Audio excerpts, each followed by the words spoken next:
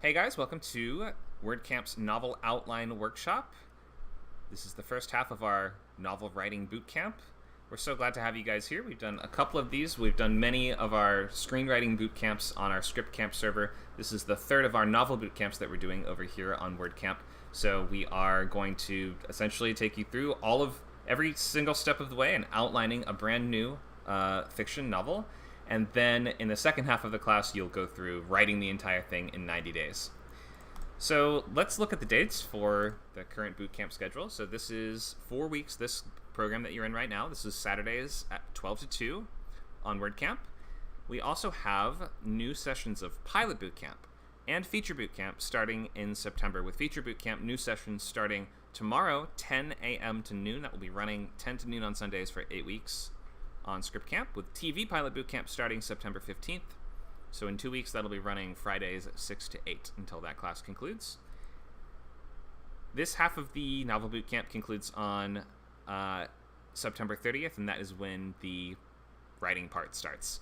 So you don't have to join for the outlining part if you already have an outline done or something like that. Maybe you are against outlines in the first place and you really just like to discover things as you go, in which case you might just want to come back for the writing portion, which starts September 30th, 12 to 2.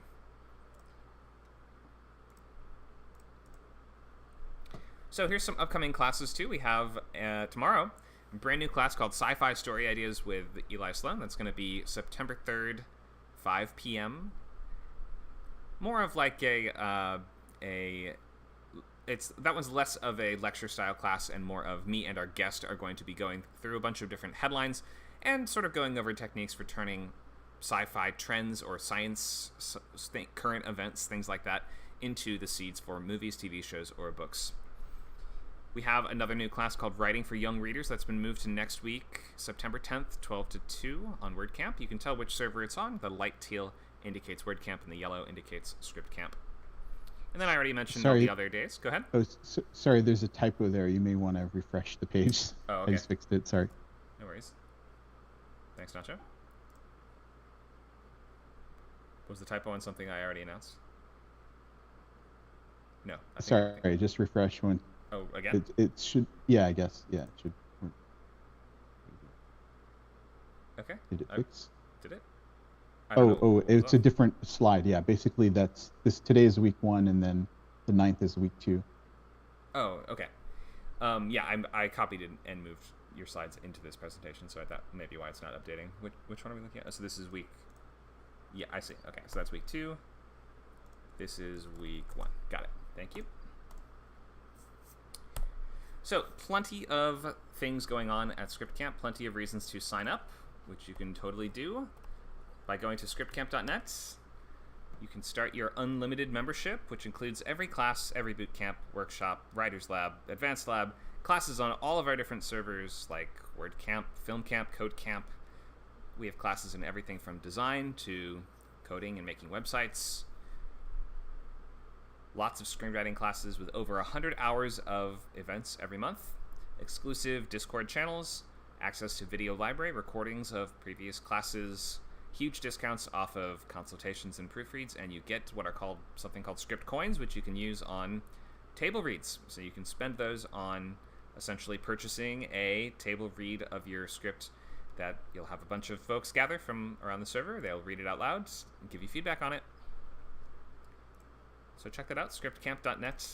That gets you membership. It gives you access to all of our classes in all of our servers, not just on ScriptCamp. Okay, so table read slots are displayed here. So we have Sundays at 2 p.m., Tuesdays at 11 a.m., and we just added an international time slot that's 2 a.m. Pacific time, but that one should allow our users all around the world to get table reads at a better time for them. So let's look at the outline workshop overview. So today is prose and premise. So the idea is that you're trying to figure out what are you writing, essentially. This week you have to kind of learn those basics of point of view, tense, genre. You don't have to have a super defined title if you want to just call it a working title. That's okay. But this week we are trying to figure out what you're writing, because the next 3 weeks are going to be all about figuring out the story. We're going to have to work on the cast of characters, figure out the story synopsis, so like the broad strokes of what's going on, and then we're going to expand that even more into what we call scene cards. Scene cards are going to be, or chapter cards, maybe you call them something like that, where that's going to be where, as best we can, we're going to try to plot out what happens in every chapter ahead of time.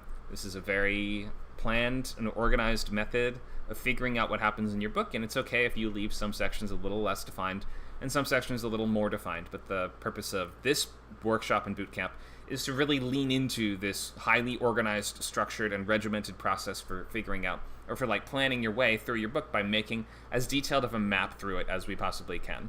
You're not always going to follow everything on the map, and you can go off the trail and you can come back to it as needed, but that map is very useful for a lot of people to actually just get to the end, because the biggest problem in writing books that most people face is they just give up before they even get very far into it, and so they never write a book because they're always giving up early. So this process of figuring out what's supposed to happen and separating that from actually executing it on the page does a lot to fix this problem of you're in the middle of a scene and you don't know what's supposed to happen next, or you're in the middle of the book and you just don't know where to go with it. That just kills your momentum unless you are one of these writers that is really fueled by this idea of figuring it out as you go. Maybe that's the only way you can write, but unless you've written books like that in the past before, then you should at least try different methods, maybe try outlining and organizing and see if it works for you, with the intention of figuring out what is your method moving forward. How is it that you organize your own work and your own ideas in such a way that you can follow it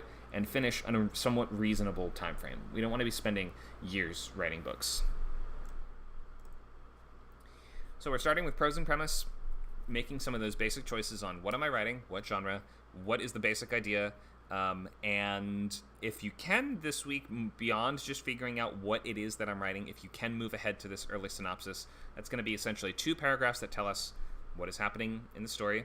Then we'll turn those in and be able to evaluate those next week. Or actually, I have changed the assignment in the past from write a paragraph of fiction. We're going to move that to the second half of the class. For this one, the assignment is going to be figure out your project, and if you can move ahead to the synopsis, this early synopsis, then you will.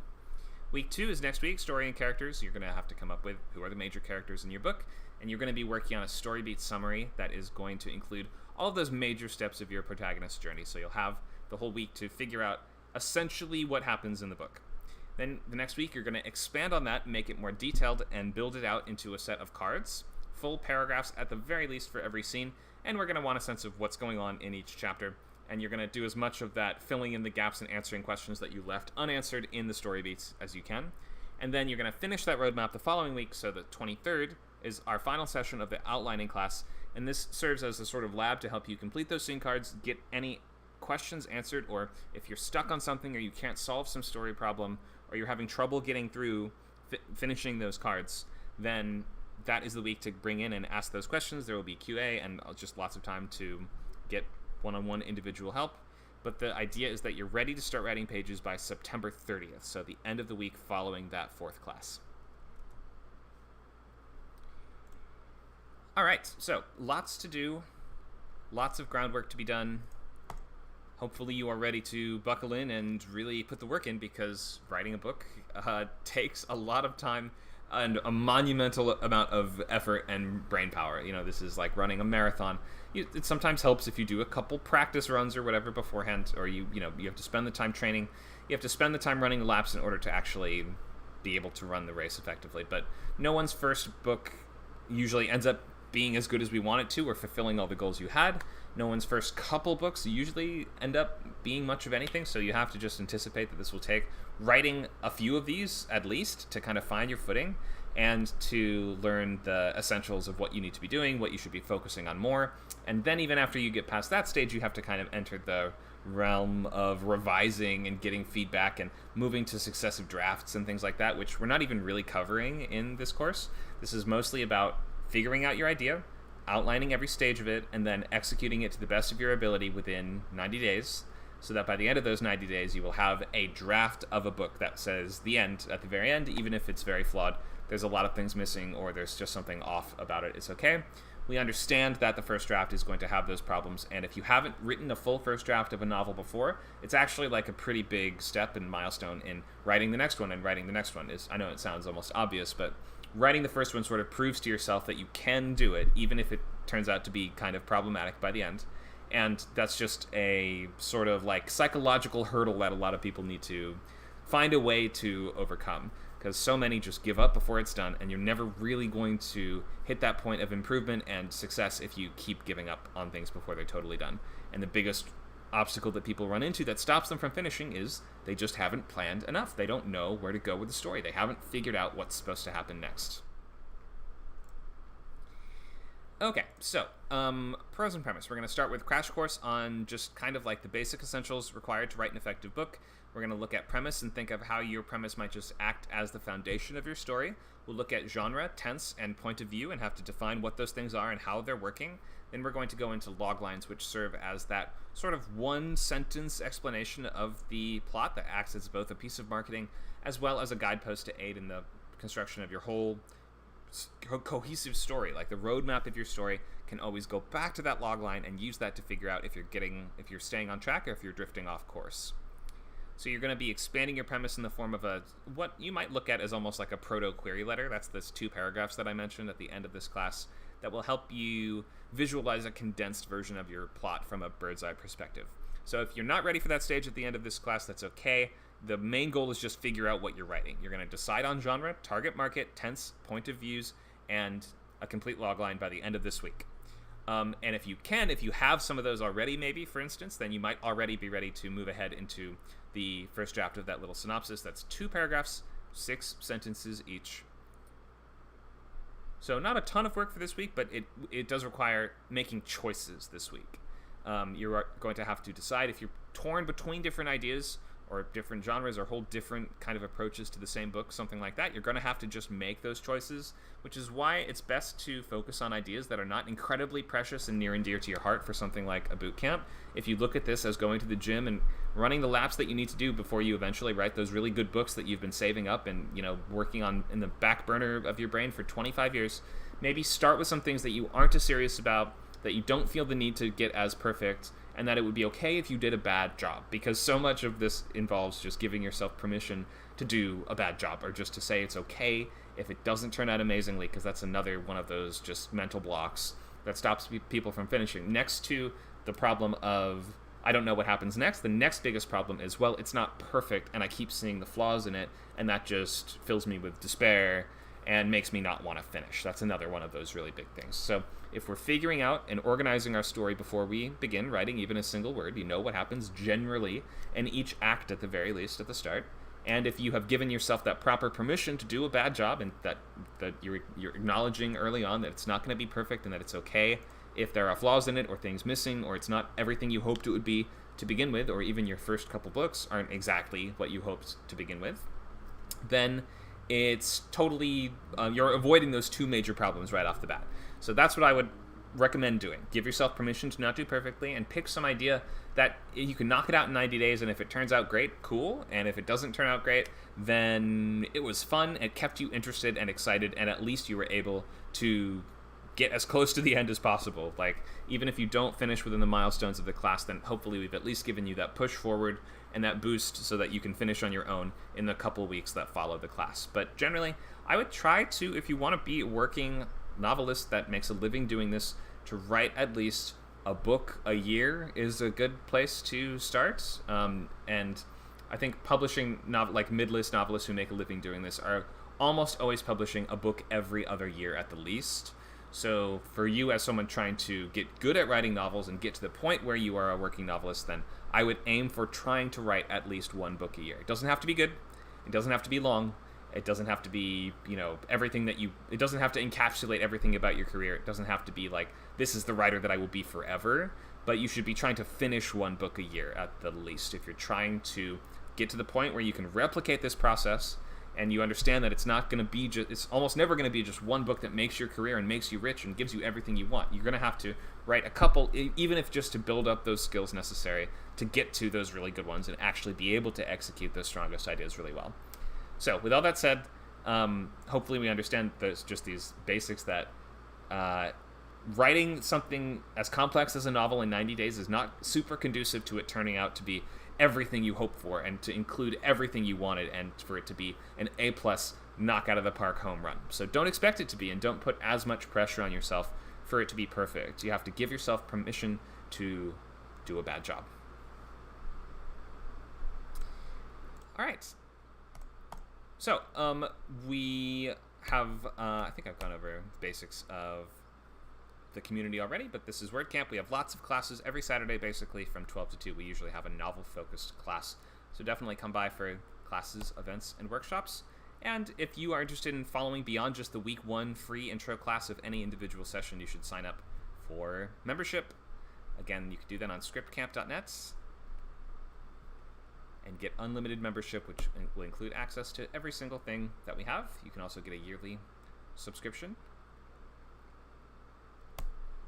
All right, so just a tiny bit about me. I won't go way too long on, but I come from a screenwriting background. I have written 5 novels by now.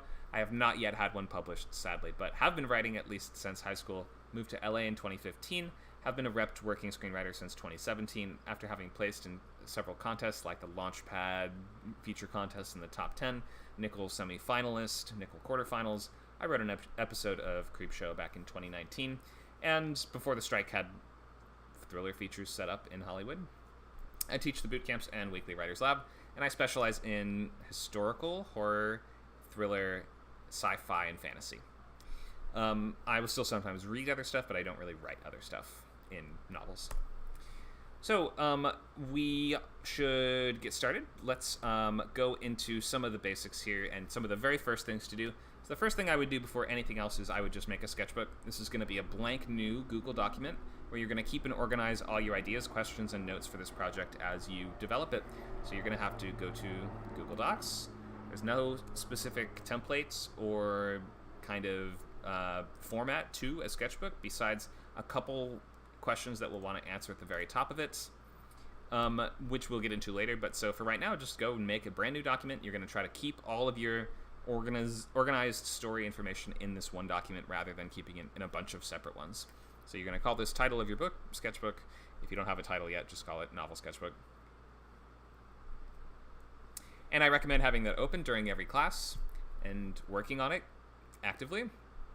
So you are maybe finishing outlining, or you writing down questions that you have or things that you'd like to resolve, things that you don't know the answers to, and just be working in the sketchbook during the class rather than just listening or playing a video game or whatever. I recommend getting work done in the sketchbook.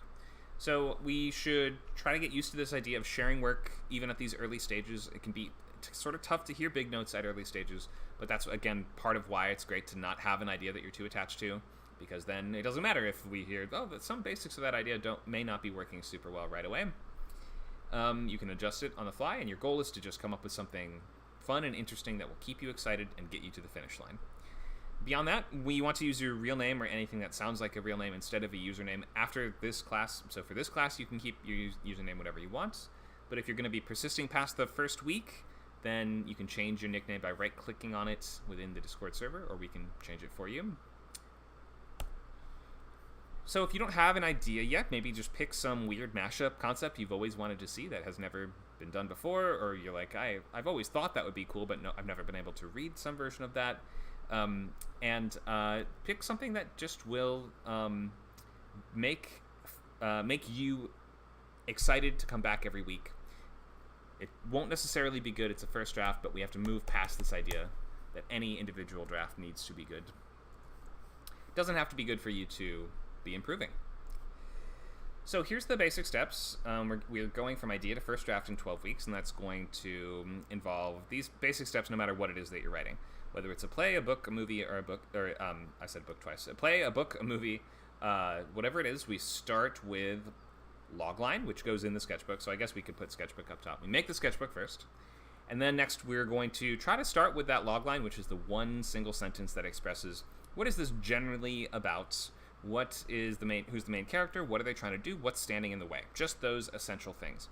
And some books, yes, have pretty expansive worlds and a lot going on, and it's tough to fit into one sentence. So if you absolutely need to write your logline in 2 sentences, then you can, but try to just fit it into those 2 sentences.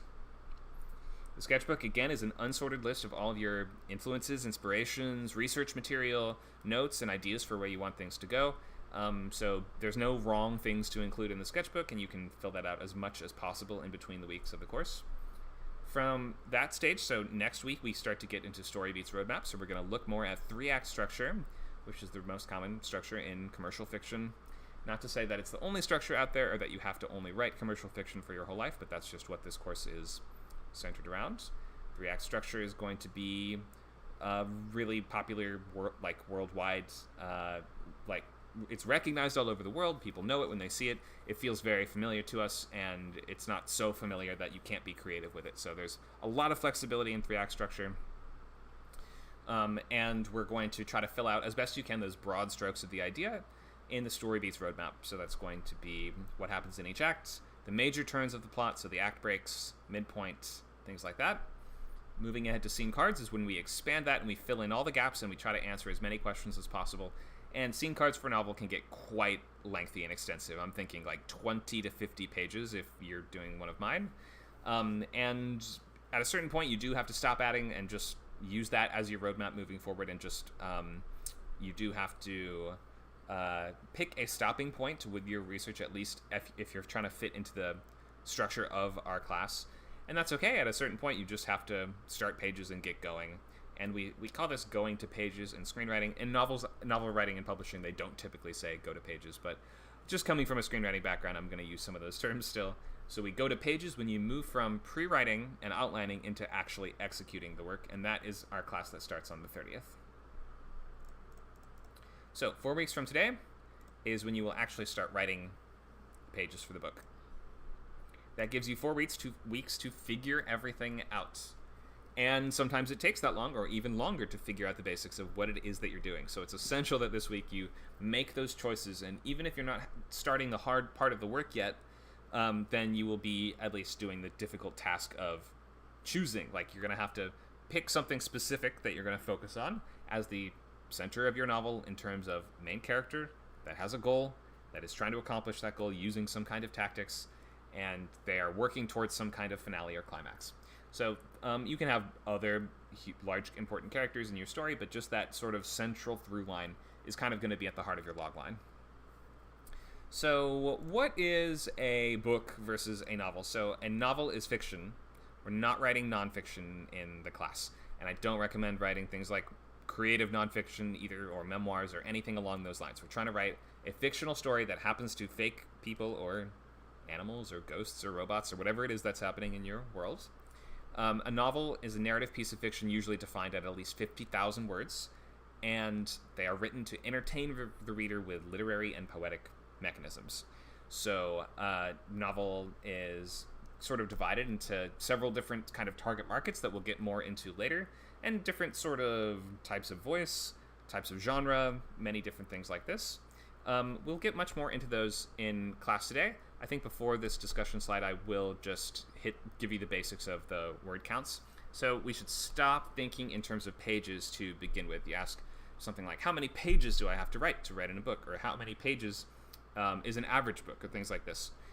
These questions don't really compute properly because in publishing, we're never talking in terms of pages, because you can always change the font size, the kerning or the spacing between the letters, spacing between the words, and any, like the margins, you can change any number of words to fit almost any number of pages. So the number of pages is almost meaningless for us. So we're looking at words as the main indicator of how long a piece of fiction is. So just to give you a couple quick benchmarks, Game of Thrones books, like the first Game of Thrones, is about 250,000 words long. That's a pretty substantially long book. The average for a debut novel that comes out, so your first book, is going to be more like 100,000 words, so less than half the length of that Game of Thrones book. Harry Potter, the first one, Sorcerer's Stone, is about 82 or 85,000 words. So that should tell you that's like you might think of Sorcerer's Stone as a pretty quick read. That's for that's like appropriate, not too much for younger readers, but also adult readers find 70, 80,000 to be a fine length. And so if the page numbers are very variable as I mentioned, but essentially 80 to 90,000 words is going to be like your standard 350 page book for the most part. So thinking in words, a short story is going to be 1 to 10,000. Some sources say it maxes out around 75,000 or 7,500. I'm sorry. Novelette is 10 to 20,000 words. This is kind of a short like a bite-sized novel that you can read in one sitting. I really find a lot of enjoyment in novelettes, and you should look into these if you are struggling to summon the attention span or to feel like you can stick with a longer book. Novelettes are a fantastic kind of quick and get in, get out type of story that are a lot of fun. Novellas are 20 to 40,000. It's more likely to find novellas actually published in a bookstore. You're not really going to find published novelettes in a store for the most part. These are going to thrive more on electronic publishing or audio formats. We have the question in the chat, do novelettes really sell anywhere? Yes, that's the answer. Novelettes are selling in terms of digital, self-published, and audio. You can also sometimes order a print version of it on demand from certain sites. Novels are 40 to there's no maximum length of a novel that I'm aware of, but like at a certain point, you just can't print the text any smaller, and you just can't fit more pages in the binding, so we're going to max out around, I don't know, 300 to 350 to maybe 400,000 words for a book. I think it would be difficult. You'd run into significant challenges in publishing something longer than 500,000 words. Almost always a publisher is going to want to split that into multiple different books. And also just readers are going to kind of max out at their attention span and expectation of like at a certain point, we just have to cut it off. So there's no real limit to the number of books that could be in a series. So if you want to write way, way, way longer stuff, then you should try to get used to the idea of breaking it up into smaller entries. A lot of series max out around 10 books, but there's some series that last 20 or more. There's some that have been going for, 100 years. Novel series are much more common than novelette or novella series, but there are some examples of novella series as well. And novelette series would be more things like light novels or progression novels, or these kind of like very sort of internet-friendly formats like that. Okay, so that's some of the essentials of word count. So we can go more into specific genres and word count expectations in a bit, but let's open the floor to feel free to raise a hand, tell us favorite book, favorite author, favorite genre, what have you written before now, what are you planning on writing in this session, what are your goals as a writer, anything like that you'd like to share about yourself. So you can feel free to click the hand icon at the bottom of the screen in our stage channel here to raise a hand, and I can call on you to speak on the mic, or you can use the text chat, which you can find by mousing over the Classroom voice channel on the left-hand side of your Discord panel and clicking that small white word bubble that says Open Chat. So, anyone like to raise a hand and tell us about yourself, your goals, or anything else?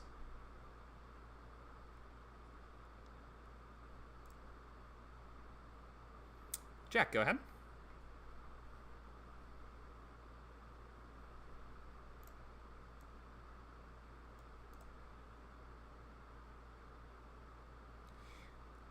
Not hearing audio.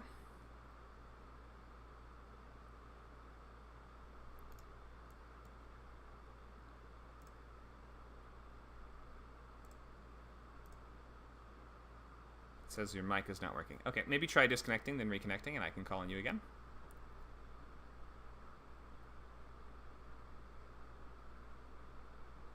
Yeah, try leaving the voice channel and then reconnecting, or maybe restarting Discord if that doesn't work. I'll call on you when you return. Let's start with Carmen, and we'll come back to Jack in a minute.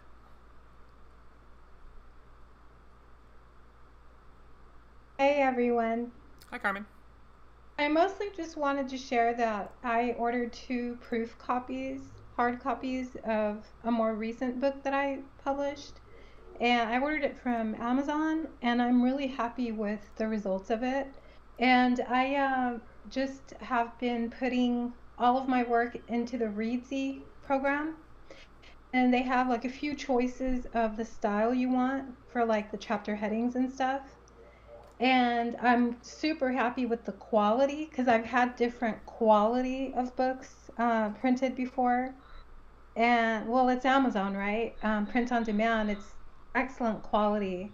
and the graphics are really good, like just, the front and the back and everything.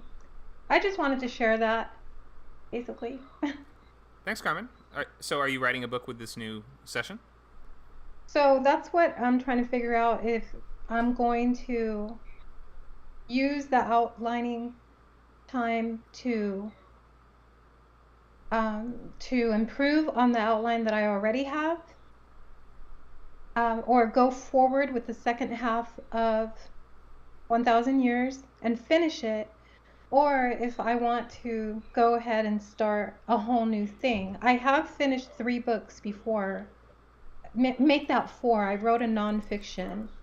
I've never really been successful with book writing, although I have sold books, but I've never actually made money. You know what I mean? Mm-hmm. So I think in total I've sold maybe a little bit over 100 books my entire life. So I think I'll have better luck with this one in the hard copies, just because like my husband is like really excited about it, and he's like, I'm gonna sell these books for you, and of course he wants a cut, right? He knows a lot of people. But yeah, and I don't believe it. Well, it's not that I don't believe in it. I wish that I would have been really focused on social media aspects, right? I hate social media. This is the only social media I actually like, because of ScriptCamp. So I haven't been building up a social media following over the past since 2005, which is when I started writing in journals mostly. And then I self-published in 2013 for the very first time in my life. And those were the books that I sold. So I don't have social media. There's no way in hell that you're going to get me to do social media to sell books. It's never, ever going to happen. Okay. I'm not going to spend my time doing that. So I know that I have to just like the whole thing of writing just for its own sake, and for the reward of finishing things and just processing things and getting the therapeutic value out of it, because I may never, just hating social media so much, I may never ever make it in, selling a lot of books or ever being published or anything, right? So I'm good. I'm okay with that. Like, I've come to terms with that, because it's just never going to happen. You can't pay me enough money to spend hours on social media. So I don't know what am I what am I actually supposed to be talking about here? No, that's fine. That's your goals for Okay. the book writing. I will say, if you traditionally publish, then the publishing house does the advertising for you. So you Okay. only really have to spend hours marketing yourself if you're going the self-published route. Okay, so that's the other thing. I get kind of impatient. So like the book I have now that I'm really, really happy with this copy. I mean, it's very well made. Okay, Amazon, right? I feel like I don't understand the money part of it. Um, how they do the breakdowns and stuff, and I'm not really concerned with it so much. I was just planning on giving them away, really, Um, so as gifts, like signed, Merry Christmas, that kind of thing. Sure, you And can my do that. husband's like, no way, you can't give these away. You've been, you spend a lot of time on writing. You can't just give stuff away like that. So he sees the money in it, right? So I just see the satisfaction of finishing things. And okay, so I was reading the first chapter, and it's only like, I think like 227 pages. My first one was a little bit over 300 pages. So it's not a lengthy work, but the size of it kind of makes it feel thick. 5.5 to 8, it's a 5.5 by 8, 8.5. Yeah, 5.5 by 8.5, I think is what it is. When the first time around they were like 6 by 9. So it kind of makes a difference in the thickness of the book, right? So it feels good to hold like a thicker book for me. And then to think, oh wow, I wrote this, and I finished it. And so anyways, what I was gonna say is that in reading the first chapter, because before, remember when I was like really critical of myself, like, oh my gosh, there's so many mistakes, and I've been working on this for like 3 years. I can't even imagine writing something of quality once a year. Okay. Um, this has taken me a long time of going over and over and over again. I did find one, so far I have found one error, but I am really, really satisfied with my writing. Like I'm like, wow, I can't believe how much I've improved over the years, you know? So that is the satisfaction that I'm having. Like, wow, I really, my husband's like, wow, this is really good writing. People are saying, that my writing is really good. And I'm like really happy just for that, just to finally for someone to say, wow, I love your writing. Like just to hear that is something, so yeah, that's it. The Great. practice, all the practice, all the, because I have spent so much time by myself and sacrificed so many social things and stayed alone a lot so that I could do my writing projects and improve my writing. And so it's like been like a huge sacrifice in my life. So now I'm finally starting to get the payoff of that. Finally, right? And of course, there's still room for improvement. So in my future, there's more now and going forward, there's still more extreme alone time that I have to do to get even better and better. And so it's been very painful. It's been a very painful experience. So that's it. That's all I have to say about Okay. it. Thank you so much, Carmen. A lot to chew on there, certainly, but hopefully you're just getting better with every book, and continuing to finish things and improve them. No one gets worse the more they write. So I think that it's great that you're seeing the rewards of that already, and you'll continue improving even more. Let's get Jack. If you're able to raise a hand again, you can try one more time. Hello, hello. Can you hear me? Yep, I hear you now. Go right ahead. Okay, that's very good. Hello, my name is Jack, as everyone knows, and I guess what I'm trying to accomplish here is to just prove to myself I can actually get a novel done. Mm-hmm.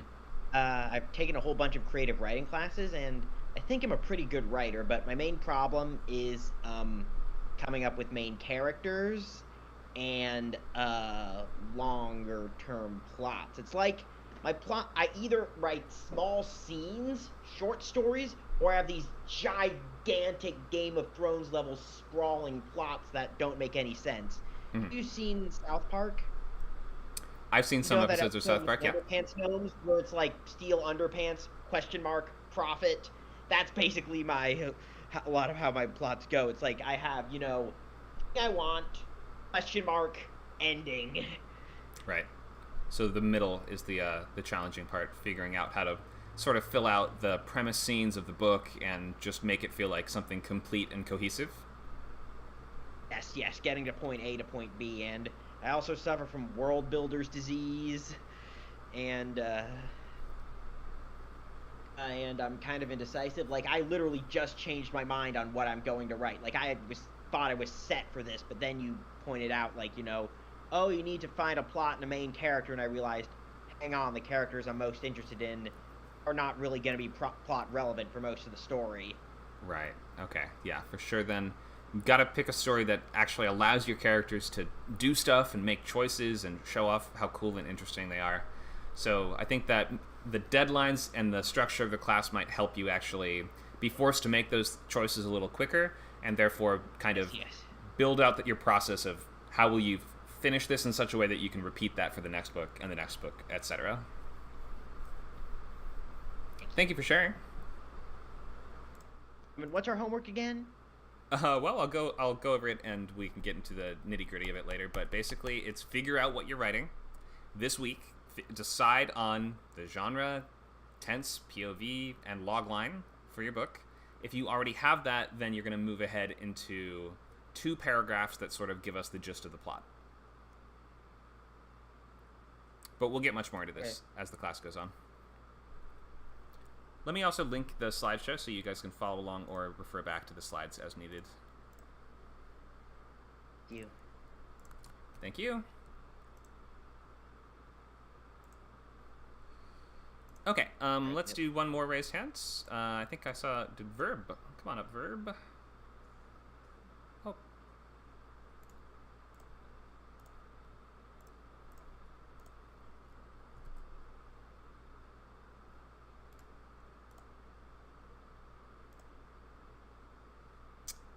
right, I've invited you to speak, so you'll need to click accept invitation or accept speaking role.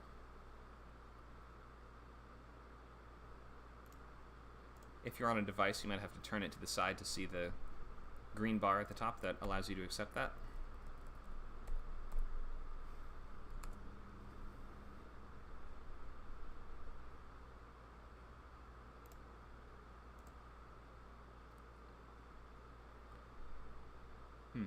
Well, we still don't have you up on the stage, so you can keep trying with that if you want, and we'd love to hear from you. Oh, there it is. You'll just have to unmute your mic now. Sorry, I had to change my screen format in order to get that bar to come up. No problem. I hear you now. Okay. So you asked what our favorite book was? I believe? Yeah, whatever you want to share. Favorite book, favorite genre, experience in writing, your goals for the class, anything like that? Favorite book would be Dune. Hands Dune, down. great. There's a lot of other books that I love, but Dune is still my favorite. Mhm. I just bought it on audiobook again, just to have it. And I've been listening to bits of it recently, and just fucking brilliant. It's so fucking brilliant. Anyway, I'm a pantser, so I thought it would be interesting to see how it worked from the other perspective. I've written my first novel. It's in the process of editing.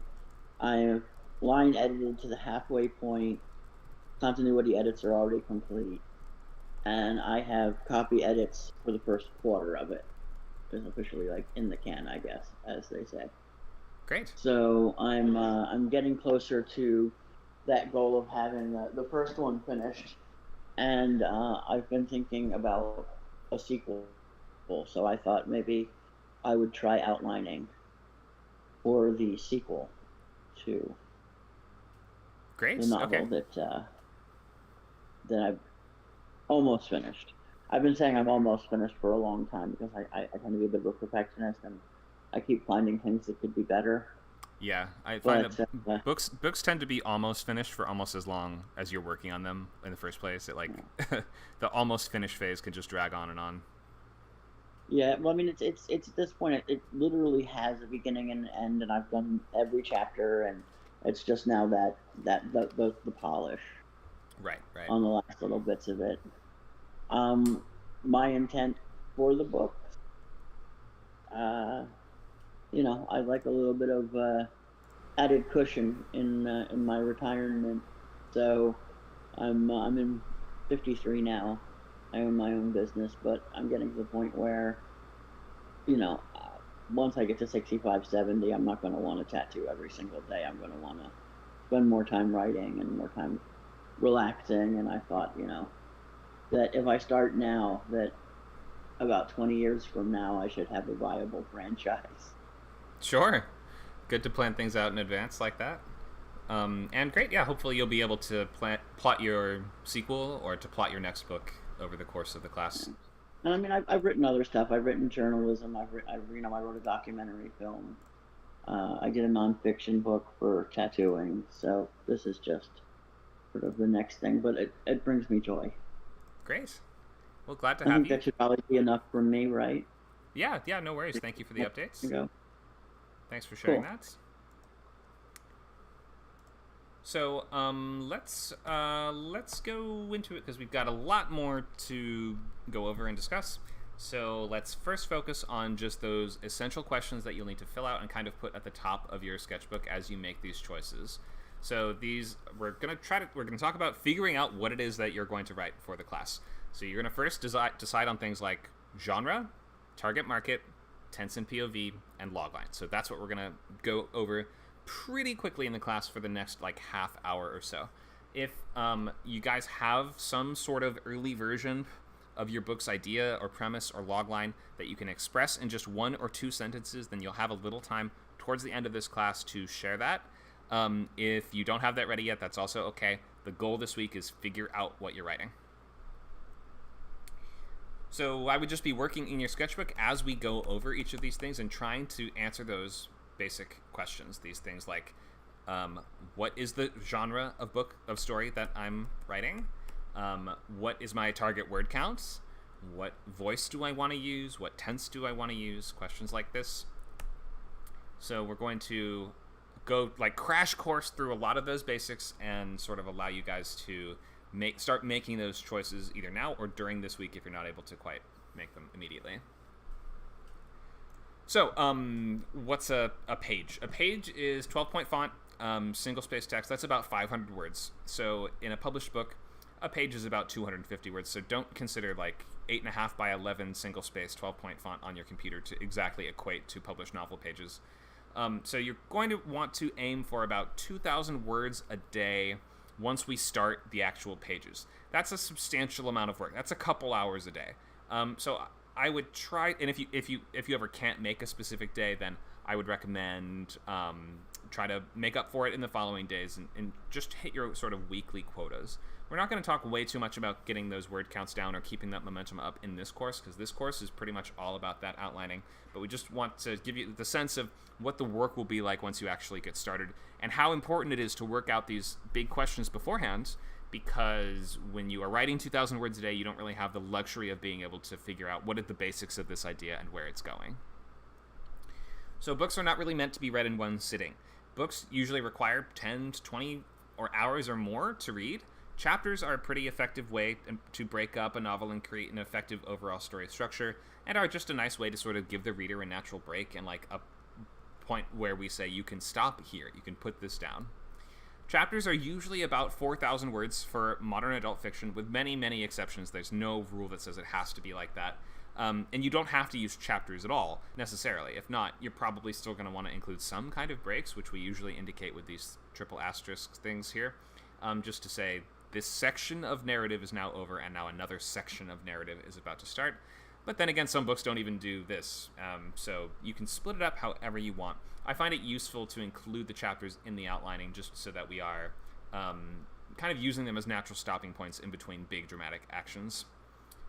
So we'll get more into chapters and word counts later. Let's go into just some of the big high-level decisions that you should be making going into the book itself. So the first thing is going to be genre, which we'll get to. I guess that makes it the second thing. So we're going to start with target market. First thing will be target market. So the market is sort of a way of saying this is the age group that the book is intended to interest. It doesn't mean that other groups aren't allowed to read it or can't read it, but it means they're less likely to, and it determines where your book will be shelved in a store, and what kind of art is used on the cover, and how the book is advertised, and a lot of things like this. It also sort of governs the word choices that you're going to be using, the types of themes you're going to be tackling, and the kinds of things that different age groups are just interested in will affect the subject matter that you choose to center your book on. So to begin with, adult centers on characters that are in their 20s or older. The expectation is that vocabulary or structure might be a little more complex, word counts are a little higher, and the pace can be a little slower in the adult market. We have new adult, which I wouldn't recommend thinking much about.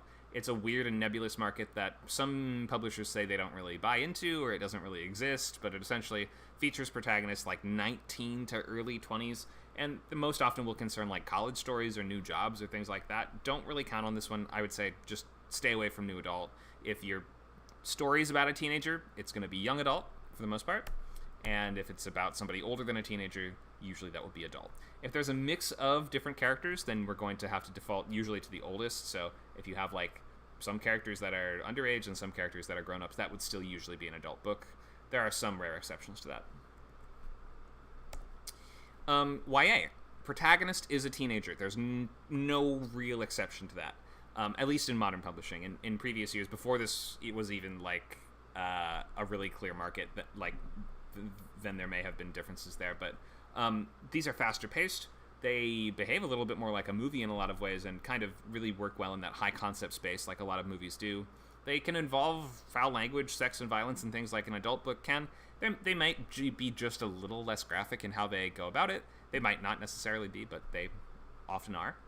And the important thing with YA is that the main character is a teenager and stays a teenager for the book, as in maybe there's an epilogue or something when they're older, but for like the majority of the story, it's not them like looking back on their life as an adult. That's the difference between like a memoir or something and a YA book, is that a YA book features the character as a teenager the whole time. And we don't want to have it be, reflective in that way. We have middle grade. That's going to be protagonist and readership ages maybe more like 9 to 13. Darker subjects can be there, but will be handled a little bit more delicately, and it won't be very graphic at all. And then we have chapter books, which are ages 5 to 8. Some subjects are pretty much off the table. I mean, the readers aren't buying these books for themselves, and what parent is going to buy their kid a chapter book that has sex and violence in it? It's not that many of them. So you just have to be kind of careful with the topics that you're addressing in chapter and picture books. If a chapter or picture book involves darker themes, usually it will sort of be entirely about that subject. Picture books are ages 1 to 5, and I don't really have as much advice there or know much about them. I do know that often when you're querying them, you just include the full text of the entire book, though, so the word counts are usually just a couple hundred words for an entire picture book. That makes a lot of people think that they can definitely easily write them. And the challenge there is, of course, it's very easy to write one just in terms of time and work, but it's really easy to write a bad one. And writing a good picture children's chapter book is not necessarily exponentially easier than writing a good adult book. So I wouldn't pick a lower age group just because you think it will be easier. We have to think about what your target market wants to read. So why do a lot of YA books have a love triangle or characters going on, their first dates or things like this? Why do a lot of middle grade books involve characters going to school or issues related to school? Why do so many adult books involve marriage, cheating, and divorce? Well, it's because the type of reader that we are aiming for kind of determines the subject matter that we should be choosing, because you kind of have to expect that we need to skew the presentation of our story towards what interests that market. Any type of subject matter can be explored in books of different target markets, like there are YA books about World War II, and there's adult books about people going on puppy love sort of first dates. And that is true, and there are markets for those things, but you should just understand that people at different ages just have different stuff that draws them and that interests them, and that is part of their day-to-day life.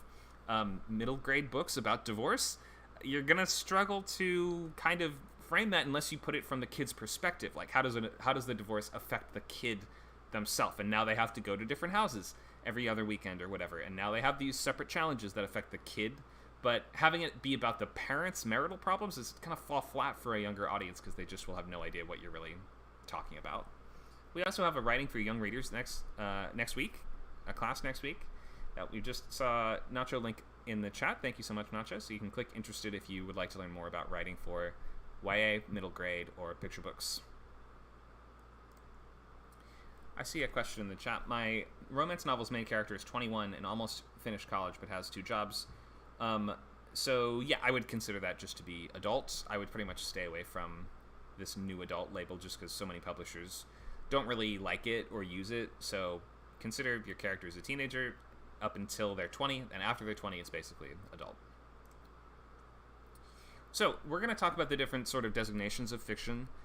These are going to, the difference is going to be between commercial, literary, and upmarket. So we're mostly talking about writing commercial fiction in this class, but let's go over what this actually means. So commercial fiction is written with broad appeal and the potential and intention to sell a lot of copies. So it's written in a way that's accessible and likely to be enjoyed by the average reader. So that's going to be your mass market paperbacks, things like, Dan Brown, J.K. Rowling, Stephen King. These really big, really, really, really popular writers are writing commercial fiction. These often fit into really clear genres like thriller, romance, fantasy, sci-fi, mystery, horror, things like that. And so that's why we're focusing on these in this class. The other main sort of, the other end of the spectrum is going to be literary fiction, which are considered more, quote, sophisticated. The intention may not be necessarily to have to deliver a fun beginning, middle, and end story, and it might be sort of to advance the medium as a whole, or make some kind of change in the world or the culture, or really blow the readers away with incredibly intricate prose and to sort of show us what's possible with the language. So you are exploring with the language, you are trying things out, you are being a little bit more experimental and avant-garde in literary fiction, and these are things that the audience is expecting. It's not necessarily determining the plot, although literary plots are usually more character-driven and less plot-driven, less sort of driven by events, and more about internal shifts within the character. So you see whole literary novels that are nothing but just people sitting around in rooms and talking, but then most of the book sort of takes place within their heads or within like these imagined possibilities of what their lives could be like, or kind of more abstract stuff like that. In terms of movies, literary fiction is more like indie art house kind of cinema, whereas commercial fiction is stuff you'd see in a big theater, like in wide release. Authors of literary fiction authors would be people like Cormac McCarthy, Barbara Kingsolver, David Foster Wallace, who are like pushing the medium forward, showing us new things that we can do with words. And you're going to use slower pace, usually advanced vocabulary, lots of very poetic language, longer and very complex sentences, experimental structures or styles, really complicated themes, intellectual ideas, and usually not so simple, clear-cut endings. Often they're going to have more challenging, creative, abstract endings.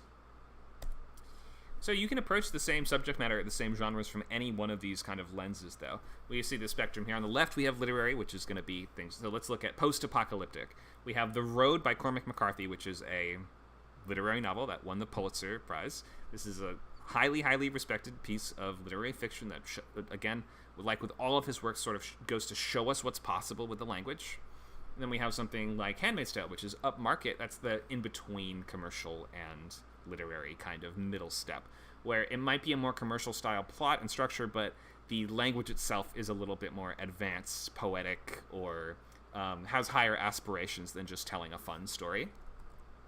And then we have commercial, which is going to be as readable and accessible as possible. So something like The Hunger Games is post-apocalyptic dystopian that is meant for mass readership and younger audience.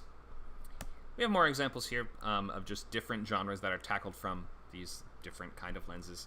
We have literary westerns like The Assassination of Jesse James. We have very commercial westerns, which you can see the covers look a little bit more like movie posters. Usually we are featuring a character on the cover of a commercial fiction book, and that sort of tells us this is the character that this story is about. If you look at something like fantasy, then your commercial fantasy novel is going to have like a girl wearing armor on the front holding a sword up close, and in the background there's like a dragon taking flight, or something visual and exciting and cool that really feels like it's supposed to grab people's attention in the same way that a movie poster would. Whereas literary or upmarket covers can be a little bit more mysterious, a little bit more minimalistic, and a little bit, I'm going to say vague, but not vague in a bad way, but just they don't give away as much necessarily. We have like The Buried Giant by Kazuo Ishiguro here, which the coverage seems to be just a tree. And we might imagine that like you can use it to spark, you can use that sort of thing to spark the reader's imagination, but the commercial fiction kind of tells us what is the hook right away. It sort of puts the hook front and center and tells us this is the kind of experience that you're in for by picking up this novel.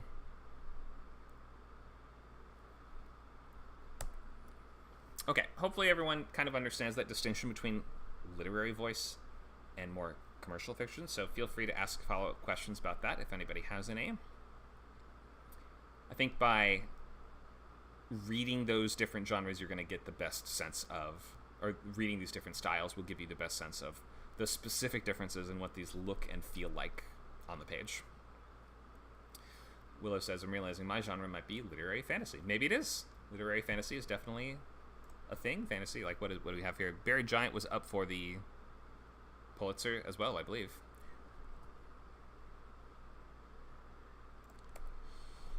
So, genres. Some genres have stricter, quote, rules than others. And if we look at genre just from far away, we have to ask, what is it? Well, genre is a series of expectations that the readers have and that we should be attempting to fulfill in ways that they don't necessarily expect. So we know the type of like emotional experience that we want to get from different genres, and by being really familiar with your genre, you'll also kind of be more aware of the sorts of expectations the reader will have in terms of everything, in terms of tone, in terms of structure, in terms of characterization. So it's not like a definitive checklist of what a work in a certain genre has to include. It's a combination of a couple things: expectations, tropes, and these sort of just general and indefinable vibes that the story exudes as a whole. Speaking of expectations, we might just sort of imagine what are the expectations for your genre, and you should just sort of be able to answer that question in a very clear way. You might think, what do you as a fan of the audience want to see in something of that genre before you would be satisfied with it? I'm going to go over just the basics of a couple genres, and hopefully everyone is able to clearly identify what it is that they have interest in writing, or what it is that you are already writing.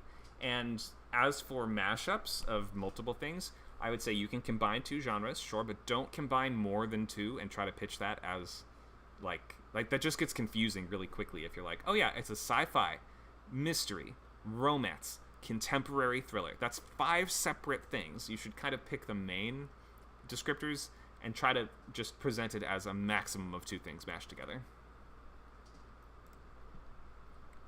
So let's go over the major genres. We have contemporary. This is realistic fiction, stories that could happen to real people in real settings that don't fit into other genres or categories. They usually take place in the same time period the reader's living in. That's why we call it the contemporary, or takes place in modern day, with things that are currently happening or could be happening in that same time period. So in movies, we usually call these drama, comedy, or dramedy. Some contemporary books might also contain some shades of another genre as well, like something like Holes by Lewis Sacker is a YA contemporary with a little bit of a mystery, for instance. So it doesn't have to be that you can't include any parts of other genres, but if most of what we're doing takes place in a realistic, real-world setting, then we usually call this contemporary. Horror is actually, in novels, sometimes considered a subgenre of thriller. So maybe I'll start with thriller and the differences between thriller in books and movies, because there's quite a few. In movies and books, thriller means something different. Thriller is like a broad umbrella in books that includes a lot of other things. Those will include things like horror. Action adventure are also types of thrillers in books. Psychological or political thrillers are also different types of books. So this sort of, it's like an umbrella of types of, like a type of emotional experience that you can get from a lot of different subcategories in the novel world.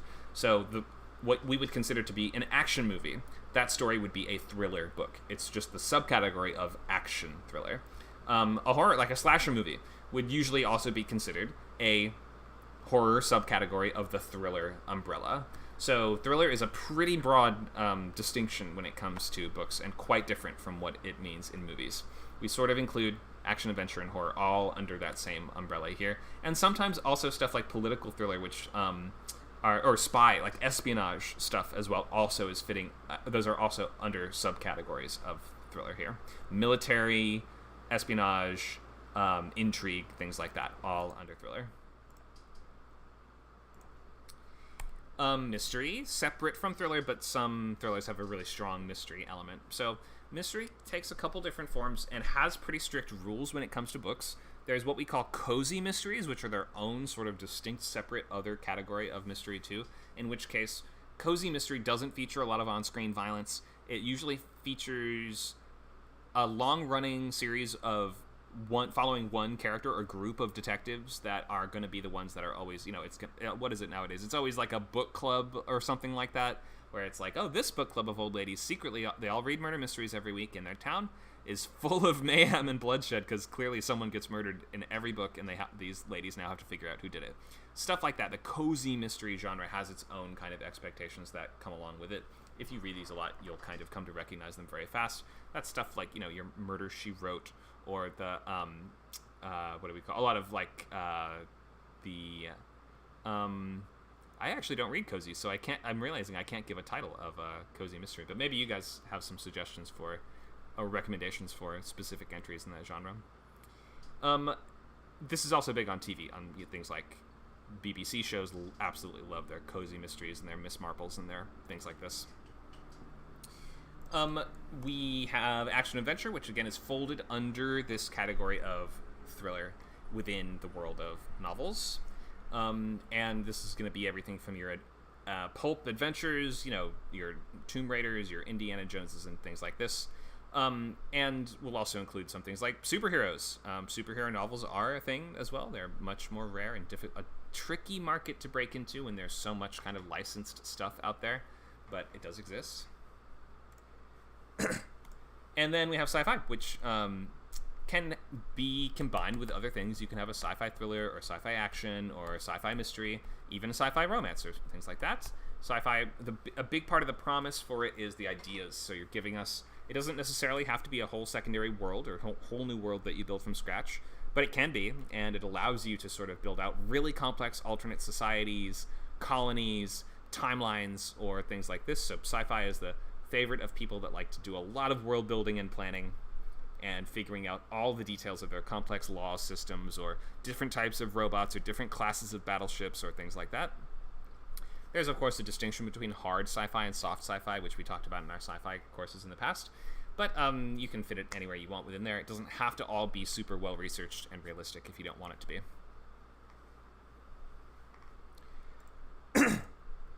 What else? We have romance. This is the top-selling genre. There's, it's not even close. So it has also pretty strict rules that you may or may not be aware of. So I looked them up.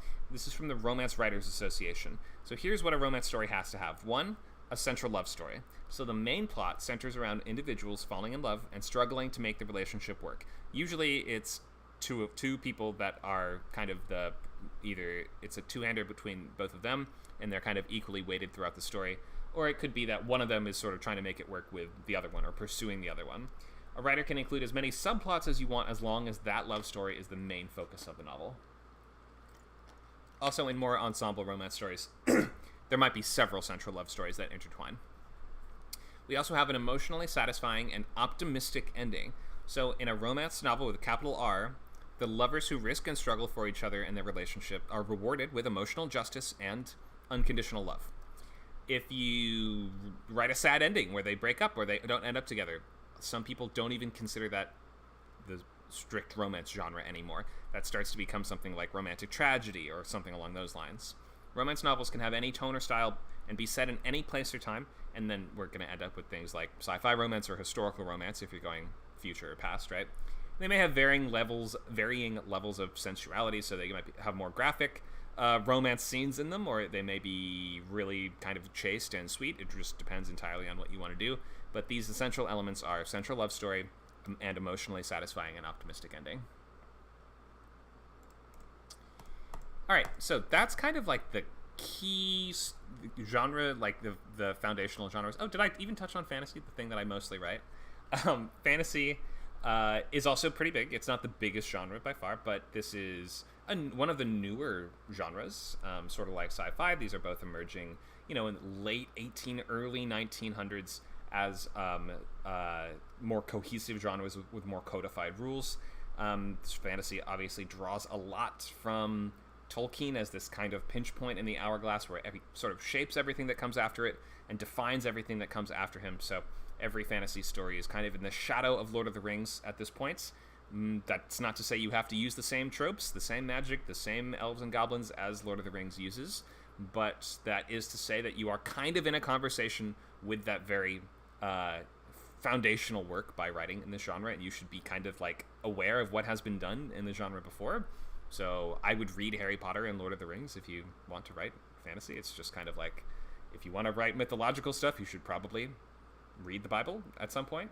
Things like that, or read the Greek myths, or read, this just really, really baseline foundational info that you need to know working in this genre is what has been done, what do people expect, what are the tropes, what are those expectations.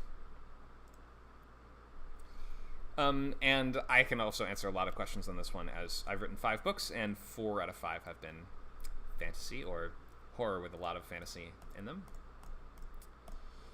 So, that's kind of covering the major elements of genre, target market, and the spectrum from commercial to literary.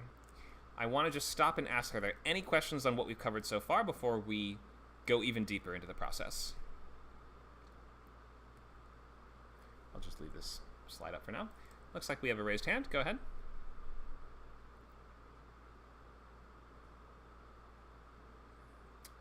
Your mic is still muted, Jack.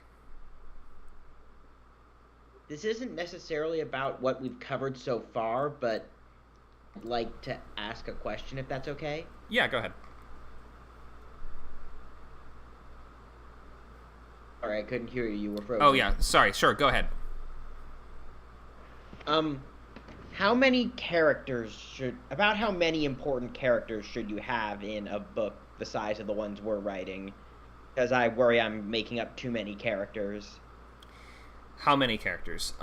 So there's not one answer to this, because we've seen really long books work with only a couple characters, and we've seen kind of short books with a surprising number of characters too. There's gonna be kind of a sweet spot at a certain point depending on your word count. So do you know what word count you're going for? I'm not sure, but I figure it's gonna be like 100K just off the top of my head. Okay. So that's a good length to shoot for, especially if you are still kind of finding your footing and you're within the first couple books that you've written. How many characters? The nice thing is when you're writing a book, we don't have to pay people, right? Like, you're not paying actors that have to come in and portray those characters. So you can have, like, a ton of them that only have one line, for instance, or that are only very vaguely described or only show up for something quick. That's going to get hard. I was talking about important characters. Okay, important characters. Sure. So let me just explain it in this way. So I'll say, in terms of the broader cast, you can have pretty much unlimited people come in for one scene or just to do one thing or another.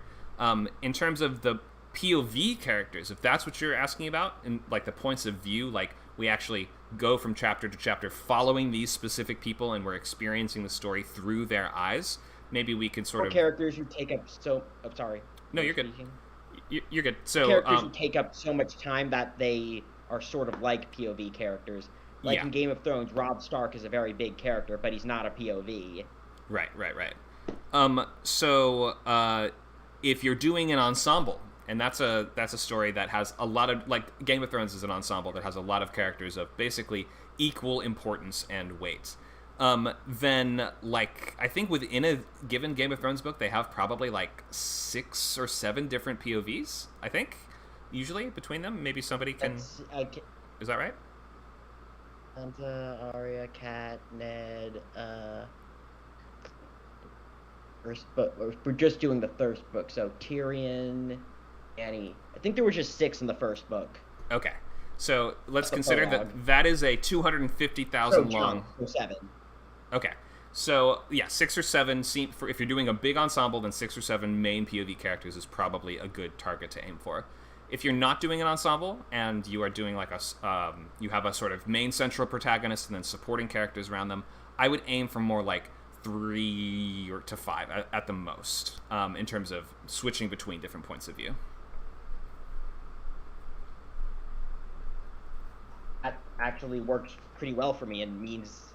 Is it okay if we do ensembles here? You mentioned you wanted a main character, but is it okay if you have several main characters? You can. I mean, it will be very challenging to do, and I would recommend if you're undecided whether you want to do a true ensemble or a more protagonist-driven story, to go with a protagonist-driven story, unless you really, really want to, you really know what you're doing, or you're really dedicated to that version of it. But it is up to you. You can ultimately write whatever you want. Okay. Thank you. Thanks for the questions. Here's a text question. Can a book be literary and commercial, or is that upmarket? Yeah, so that's the thing, is that they're kind of on opposite sides of a spectrum. If a work had aspirations for both, then it would probably be defined as upmarket, as that kind of in-between spot. Let me see, were there other questions that I didn't get to? Here's a question. Michelle says, I know for my romance novel, I don't want the typical shirtless man on it, but rather a symbolic picture, like Twilight or 50 Shades, or just a silhouette of the rock star in my novel. If I get published, what do I do? Well, if you get published, traditionally you don't have the final say on your cover. You can give input on the cover, and if you really hate it and make a huge fuss, sometimes you can pressure them into changing it. But you're kind of... when you're writing a traditionally published book, you are that publishing company is creating a product that happens to be titled your book's name, and it features the text from your book inside of it, but it belongs to, like, they're the ones that are releasing that, and they're putting a lot of money into that, and are hiring the artist and all of that. So it's not exactly up to us in terms of what goes on the cover at the end of a traditional process. If you're doing self-published, you will hire your own artist, and it's entirely up to you to do all of that. Or you can draw it yourself, or photograph it and arrange it yourself, or whatever you want. It's 100% your decision if you're doing self-published.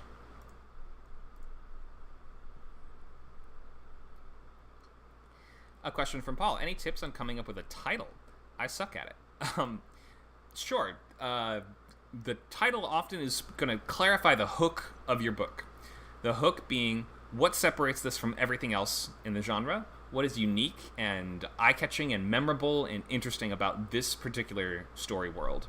If you're writing in something like fantasy, then you can look at things, or I'll just give you that because that's what I know the most about. We can look at trends, and you can ask yourself what are successful published books actually doing. A common sort of fantasy title trend is to make the title some kind of aspirational, cool thing that the main character either is or will become throughout the course of the book, right? So if we call the book, like if Lord of the Rings was published today, they might call it Ringbearer. Simple, easy to remember. It's the kind of cool thing that the main character either is or stands to become, right? Or you can choose a like what was it, the character's name and exciting, interesting thing. Or you can just give us a character's cool name. Sometimes those are enough to sort of hook us in and make us curious about who that character might be, what the world they live in is like, something like that. I would look to use the title to kind of clarify the hook, be something memorable and interesting and evocative, even if it's not even if it feels a little bit similar to something you've seen before. That's not necessarily the worst possible thing. I would look at trends in your genre and try not to copy that exactly, but try to pick something that feels like it is of that genre. And then remember, you can always change it as you move along, and maybe some amazing title will just require you to write the whole book to have that leap out at you and for you to really realize it.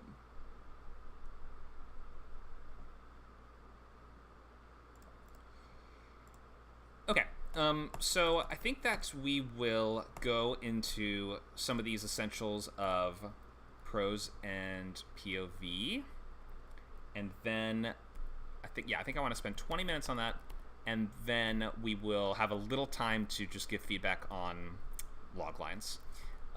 So instead of going, I'm going to save the English class essentials, I think, parts of speech and things like this for the actual writing portion of the class. And I think I'd like to spend more time on point of view. I thought I had slides on that. Maybe it's in my week 2. 1 second.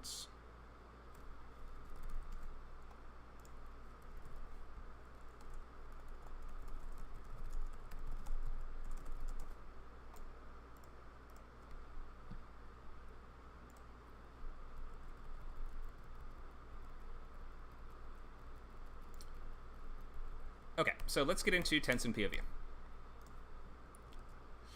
So, what is tense? This is the mode of how the characters or the narrator are describing the story. So, is this coming from the point of view of a single person or a single character within the world, or is this going to cover lots of different characters' experience and perspectives? So, in storytelling, a lot of people consider first person to be the most natural form of storytelling because that's how we tell stories about ourselves, right?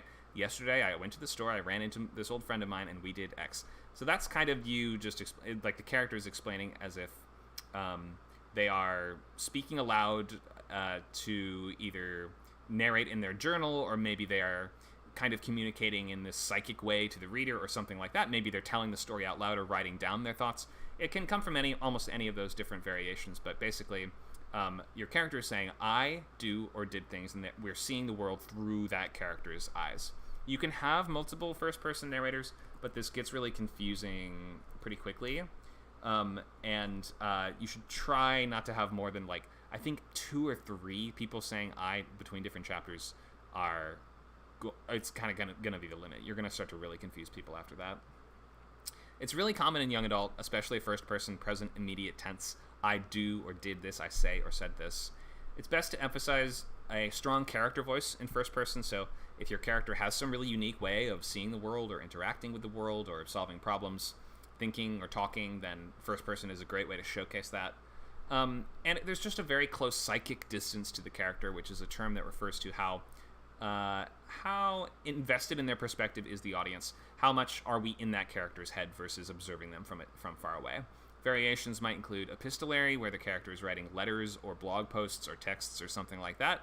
And then we have a narrator, where the character might be kind of explaining things that they observed but didn't take part in, or something along those lines. Maybe your first-person narrator is in fact someone trying to piece together a story in an almost documentary-style way. You can use any of those different variations, but first-person means it is from the point of view of that character. Looks like we have a question from Eden about point of view. Okay, feel free to either raise a hand or ask in text. Oh. Hi. Hi.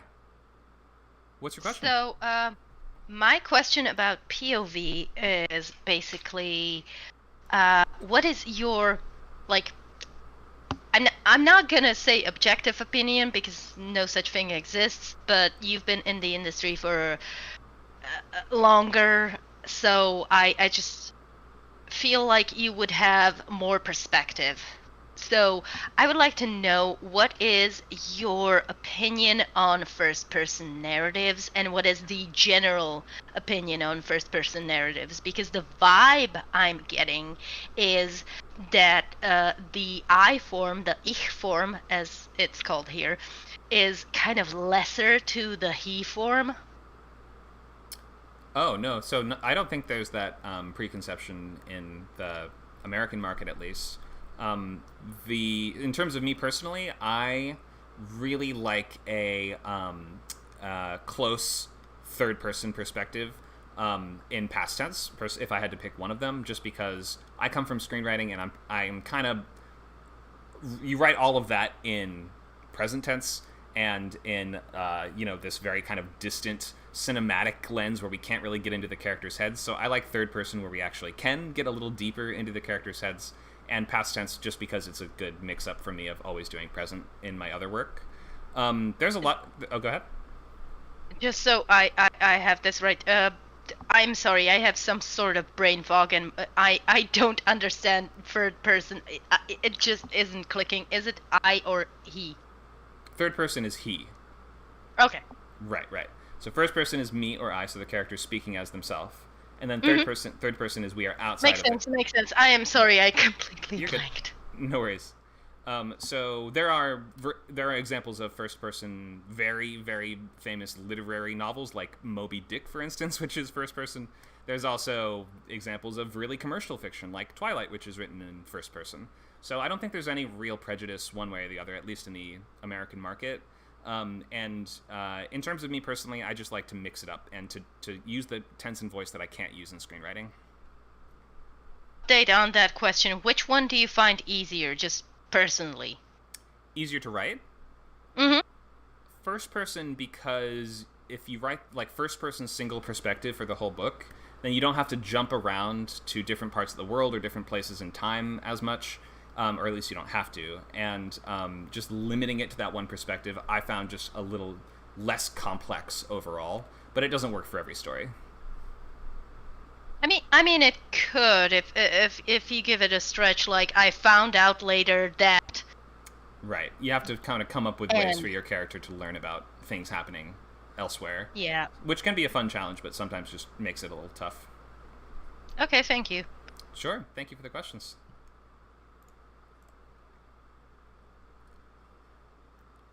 Here's a question. Paul says, do you think there's some untapped potential in the choose-your-own-adventure novel? With the popularity of video games, I feel like there's a lot of room for stuff like that.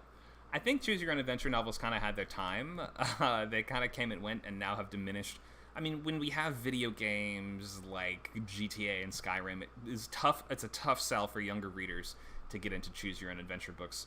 And just because there isn't much attention paid to those from major publishers, then I think the market for that has suffered quite a lot. But I used to read them. I used to like them as a kid. I think if some really big famous author did like an incredible choose-your-own-adventure book, maybe that could actually sort of reinvigorate the genre, but it's essentially dead as it is. It's been killed by video games. Video has indeed killed the radio star. Paul says, I want to make one, lots of planning. Yeah, definitely lots of planning, written in a very different way, plotting very complex, but could be cool, worthy of trying out. So let's go over the different styles. We have second person, which you should just not use for the most part. This is when we direct you. So the reader is saying, you do this, you do that, which is really only used in choose your own adventure stories like we just mentioned, or in certain video games, role-playing game writing, or in some very experimental literary fiction where there's some like purpose, like the Broken Earth books by N.K. Jemisin have a second person point of view. Generally, unless you're doing it for some really specific reason, just don't use second person at all. Just don't do it.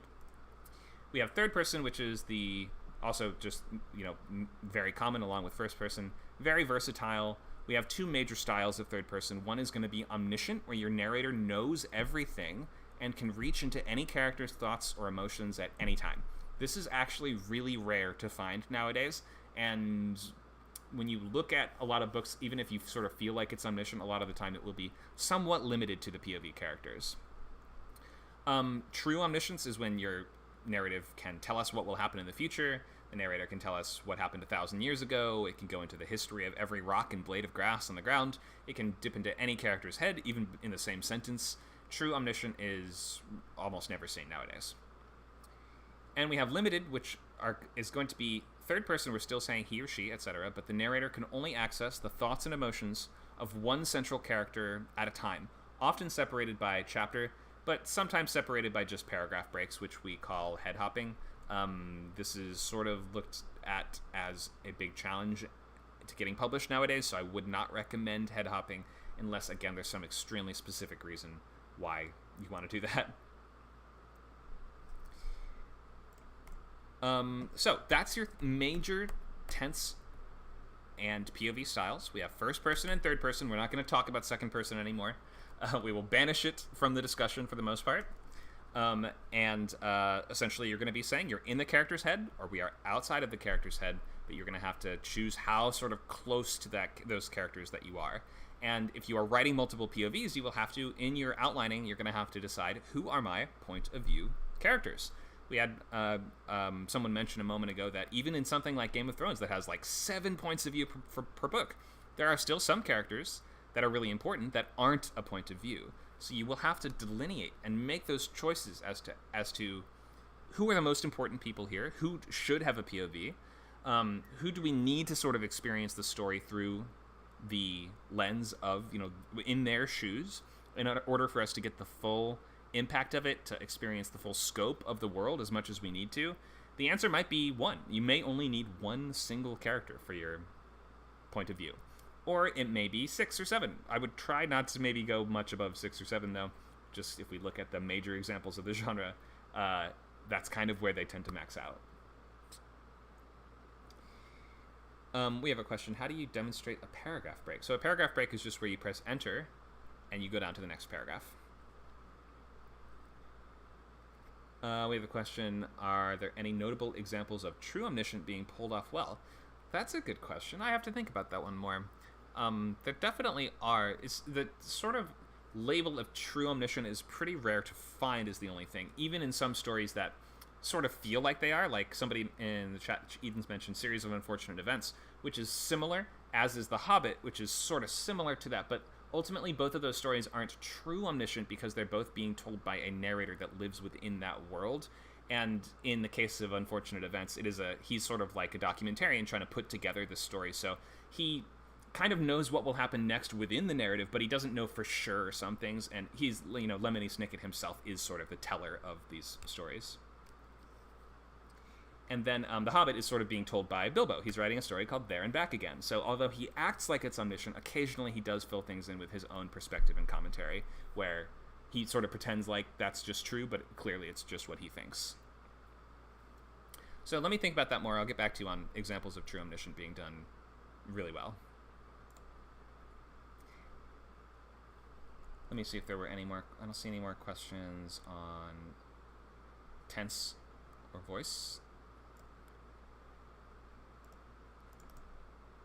Okay, so hopefully we're all able to start to answer these things. I'm going to just make a little checklist, I think. So at the top of your sketchbook, you're going to want to fill all of these things out. We have title. If you have it, it's okay if you don't have a title yet.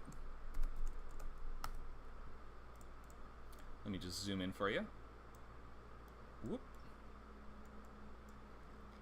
All right, we have genre, 2 maximum. We have your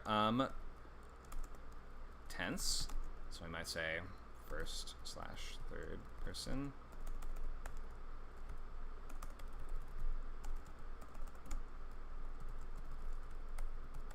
Those are your kind of options. We have first person, third limited, or third omniscient. And then beyond that, what were the other questions that we wanted to answer? Let's double check our overview. Target market. So I'm just going to fill this out. So I'll just say like adults, YA, MG for middle grade, chapter, book. Those are basically your options. So we have title, target market, genre, tense.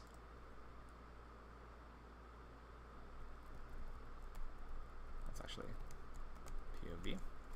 Tense is going to be present or past. If you have future, maybe you can use that in like the occasional chapter or something. You will do this, or like the character will do this in the future, but usually it's not really used, so I'm just going to leave future off that actually for now. So present or past are basically your options. There's not a huge difference between present and past tense, although it feels like there is. It sort of becomes invisible in the reader's brain after a while, and they stop noticing it. And it is usually best to stick with what you're used to reading, and the first thing that you would assume, or the thing that your brain naturally wants to do, is usually how you should do your tense. So past tense, some people say, feels more natural for them because in the past it feels a little more like we're recounting something that actually happened, so maybe it has a little bit more of that air of authenticity to it somehow. And whereas present tense almost kind of breaks a central conceit of the novel format, where we pretend things are happening right now, which if we're reading it in a book, it's like, well, that's not really possible for it to be happening right now if it's written in a book. But again, the brain really does get used to it, and after a while, especially in the immediate form of present tense, you sort of get the impression that there's some psychic communication happening with the character and you, so that you're just it's almost, there's no filter, there's nothing, we're just hearing all of their thoughts in directly as the character has them. So you can approach it that way, or you can approach it as the character is recounting something that happened to them. Usually the expectation will be then, in that case, they live until the end of the story, because how else are they telling it to us? But also the sort of version where they're actually dead and they just haven't, they're recounting the story from near death or from the afterlife or something like that, has been done a lot too. So you should just not expect to blow our minds with that idea if you're using that. So make sure to fill out all these things in your sketchbook. If you don't have this stuff already, then this is your assignment for next week, is to answer these questions. Title, target market, genre, tense, point of view. And if you know what the POVs would be, you can even list them out if you want to. You can say, like, I'm going to have one for Jerry, protagonist. I'm somehow spelling every word wrong. Protagonist. Maybe you'll have one for, like, Melinda, love interest. That sounds almost not great. Let's say, we'll say supporting / central relationship. And then maybe you'll have one for villain, but you don't know who the villain is yet. So you could just leave it kind of vague like that if you want. Looks like we have another raised hand and question. Go ahead.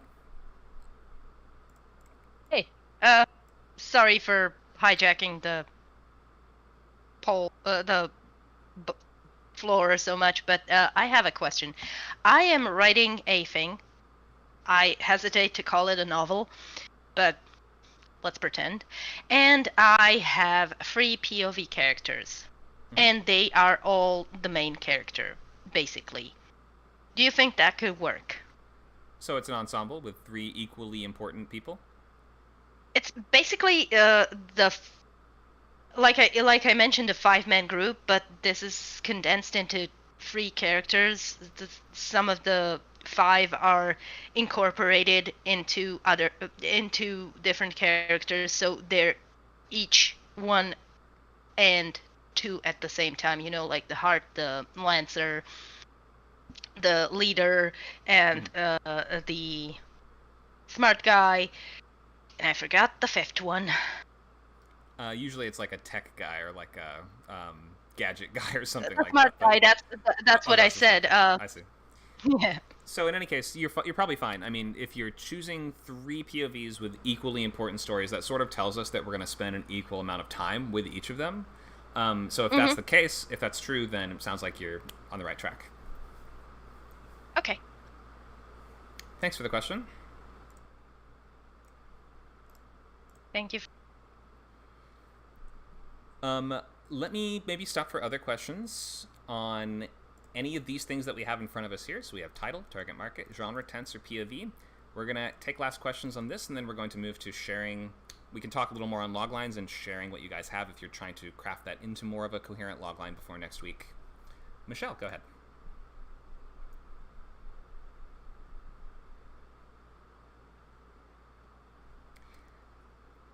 So I've invited you to the stage. You'll have to click the accept speaker button.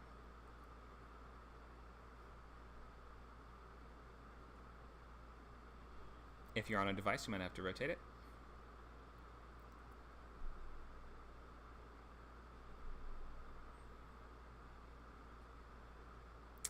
Okay, you may, maybe if the problem is related to Discord, then you can disconnect and reconnect and try again.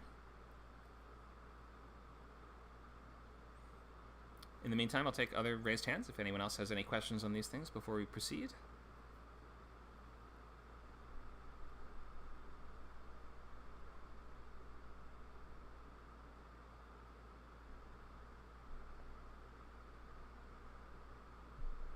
All right, we're going to move to loglines. And Michelle, if you're able to get that to work, then feel free to just hop up whenever you're able. So let's go into logline stuff just because we have about 20 minutes left. There's obviously a lot of different topics to cover here.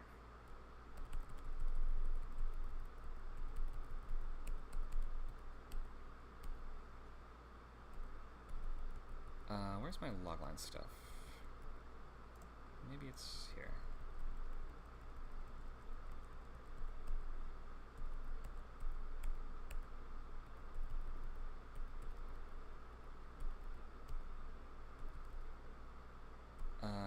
Okay, so I'll just leave it on this slide for now. I guess I thought I had a better slide on just loglines, which I will have for next week. So let's look at an example of a logline and how one sentence can kind of express the crux of what's happening in the entire book. Oh, yes, thank you for telling me that whoop, I'm too zoomed in. There we are. So here's a logline that I wrote, just because you're usually not going to be able to find loglines from existing books, or at least not the original one that the writer used to sell that book. But this was for the YA fantasy romance book called An Enchantment of Ravens by Margaret Rogerson, a book which I liked a lot. Here's the logline I came up with for it. So, a teenage painter begins a forbidden romance with the elf prince who kidnapped her and must manipulate his family's royal court to avoid execution and return home. So we have an adjective protagonist describing who your character is in terms of one single word, or I guess 2 words. We have the adjective and the noun in order to tell us who are they, what do they do all day, how do they fit into the story, and why is this the protagonist of this story. It shouldn't just be like a guy. It is an adjective protagonist. You're telling us what is the catalyst. So the sort of format we use for this goes like this. When catalyst occurs, an adjective protagonist must conflict before stakes. So here we have the catalyst being she begins a forbidden romance with an elf prince. We have the conflict, which is she has to manipulate his family to be able to avoid execution and get home. And the stakes are obviously she might die if she doesn't successfully do this. The stakes are kind of the answer to the question, what will happen if your character fails or doesn't act? So I'm going to write that in the... I'm just going to write that out just so we have that template to use. And if you're able to boil your story down to just that, then do your best. When inciting incident, also known as the catalyst, which is the event that kicks off your story, an adjective protagonist must conflict before / or else stakes.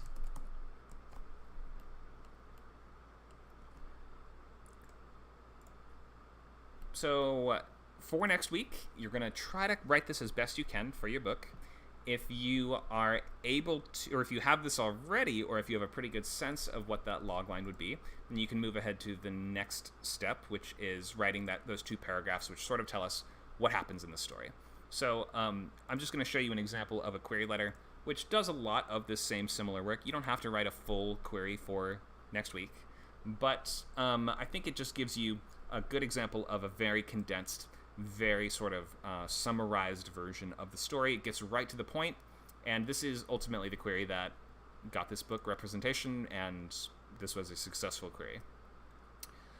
So let's look at the basics. We have 6 sentences in the first... hang on. 6 sentences in the first paragraph. We have 6 sentences or so in the second paragraph. Let's go through it. So we start out with the main character. Isabel is a prodigy portrait artist. Okay, so we're starting off right away with the important things like who is the main character, what do they do? With a dangerous set of clients, the sinister fair folk, immortal creatures who cannot bake bread, weave cloth, or put a pen to paper without crumbling to dust. That kind of tells us the central conceit and hook of the entire world, which there are these elf people and they cannot make art because if they try, they will die. They crave human craft with terrible thirst, and they barter their most glamorous and treacherous enchantments for Isabel's work. She prides herself on resisting every temptation, but when she receives her first royal patron, Rook, the Autumn Prince, she paints mortal sorrow in his eyes. Devastated by the humanity she has inflicted upon him, he spirits her away to the Autumn Lands to stand trial for her crimes. There's kind of like the first act of the book in about 5 or 6 sentences. Then we have the development, like the second big paragraph tells us where your story goes. Again, if you're still trying to figure out what am I writing, you don't have to worry about this yet. You're just trying to fill in those very basics of title, POV, and tense, and things like that. But if you are going to continue and give us the full 2 paragraphs, you can take us through to about the middle of the story and suggest the trajectory towards the end. It goes a little bit like this. Waylaid by the wild hunt's ghostly hounds, the tainted influence of the aldered king, and hideous monsters risen from barrow mounds. So we're sort of giving some examples of challenges the characters face. Isabel and Rook depend on one another for survival. Their alliance blossoms into trust and then love, violating the fair folk's ruthless good law. To save their lives, Isabel must drink from the green well, whose water will transform her into a fair one, but at the cost of her craft, for immortality is as stagnant as it is timeless. And it sort of goes on, tells us the Alder King, the fairy king guy, tries to hunt her down. She has to choose to either stay with the fairies or stay with the people. It sort of tells us where the book is going. So you can review that on your own in the slides if you want to afterwards, and we'll go much more into queries and summaries and things like that as we move forward. Let me just go back to the basics of what the goals are for this week, which are in this sort of descending order of importance. We start with just basic info. So if you don't have this, this is your next step, basic info. Then if you have that, if you finish that, you can move ahead to logline. Then if you finish that, you can move ahead to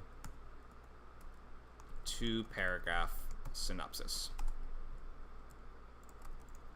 Let's go with 6 sentences each, where first paragraph is first act up to catalyst, and second act is generally where the book is going. And with all these things in hand, then next week we should be in a really good spot to start figuring out story beats. All right, let's share loglines or book premises or ideas that you guys have, and I can give you feedback on them and some suggestions for moving forwards. The floor is totally open. Anybody feel free to raise a hand or use the text chat to ask your questions or share what you've got. Here's a question from Michelle. I'm writing in third person limited with she said, he said, etc. And POV switch, I think, to whomever is speaking, I think. No, so within a given chapter, your point of view should not switch. That's called head hopping. So either on a chapter by chapter basis, sometimes the chapters even start with the character's name at the very top. We say this is all going to be a George chapter. Then the next chapter will all be a Persephone chapter or whatever it is. So that's how it's often done nowadays. You can also change POV between breaks, which are this triple asterisks that you use to separate sections of the narrative. That's less common. I think, again, George R. R. Martin kind of really popularized this one chapter per character kind of approach. It feels a little like you're watching a TV show. Looks like we have a question from Carmen. Go ahead, Carmen. I'm thinking of turning A Fallow Ground into a novel. Okay. I realize nobody has heard the script yet, but it'll be coming up like within the next couple weeks, I guess, Mm-hmm. depending on the schedule. I think the question is because my character meets a really awful end, and I'm wondering if that would really be popular in a novel because of the length of it and how long the reader would be with the character, and then for the character to meet this terrible end. Is that something that would even be popular? Yeah, have you read any Stephen King books? Yeah, in the past. So they almost always are like that. Like they're Yeah. massive, epic length horror stories where the main character has a horrific ending. That's pretty common. Okay, so that would be okay then. Yeah. Okay, then I don't have to change the story. Great. Well, remember when I was trying to write The Widow Slayer as a novel, but what I got was 1,000 Years? Mm-hmm. So I found The Widow Slayer laid out into a outline on the Readsy. Okay. Um, and it looks like it could be like a sequel to 1,000 Years. But if I just made a few changes.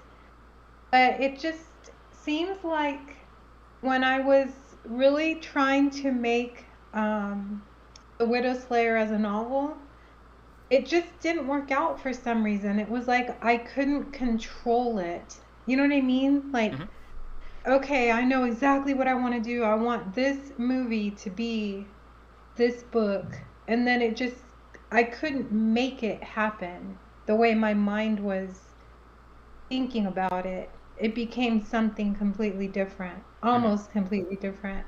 So I guess that is kind of a challenge. Okay, so I probably shouldn't ask you this question because I have to make a decision on my own, I guess, but I'm trying to figure out should I do the outlining? Okay, because I have the outline kind of sort of with the script, right? Mm-hmm. With A Fallow Ground. But I'm definitely going to have to do more outlining, right? Yeah. Um, to turn it into a novel. Um, but I was just maybe trying to, figure out should I just finish not the Widow's Slayer, but 1,000 Years first? And because of there's a risk, a medium to high risk, that I might not finish it if I go to another project, Mm-hmm. right? Yeah. Even though I do finish things, so I Well, don't know. I think that finishing stuff is important. If you feel that, like, at a certain point you do have to move on. So if you feel that you've done all you can on something, then sometimes it can be healthy to step away and move on to something else for a while. So I would say if you feel that you can, if you're motivated to finish and you're close, you're almost there, then I would recommend finishing the one that's already in progress. If you feel you've done absolutely all you can and you dread the idea of returning to the last one, then I would move on to the next one. No, I don't dread it. I'm Okay. still with the story. I want to finish it. So yeah, okay, thank you. That helps a lot. I'm gonna go ahead and finish it before Okay. I go to the next thing. Because there are gonna be other novel writing boot camps. Oh, yeah. So it's not like I have to be in a big hurry to do it. So Right. okay, Exactly. thanks, Connor. Thank you, Carmen. Hope that helps. Okay. Looks like we have a logline from Neko Hearts. It's part of a fanfiction crossover zine. Okay, so that for the bootcamp we're writing original stories. We're not doing fan fiction. So if you have an original novel logline to look at, I'd be glad to give feedback on it. If no one else has any questions or anything, I could give feedback on this fanfiction logline, but I feel like there's a lot here that I'm supposed to already know, even like because I don't know what Hero 108 even is. Is that a cartoon or something? All right, here's a question from, or a logline from Jack. When a spaceship crashes on a mysterious object, or let's paste it in, and I'll bring you up on the stage if you'd like to answer questions or like to ask questions about it. Okay. Here we are. I mean, my ideas in it are very vague, so... That's okay. Let's take a look. When a spaceship crashes on a mysterious object, the crew must struggle to survive and find a way back home, all while unraveling the mystery of their new home and keeping its secrets out of the wrong hands. I would probably not call it their new home if they're trying to get back to their old home, right? Yes, I know. I literally just wrote this. I didn't know what fine. else to call it. It's totally fine. Okay, so when you say an object, what do you mean exactly?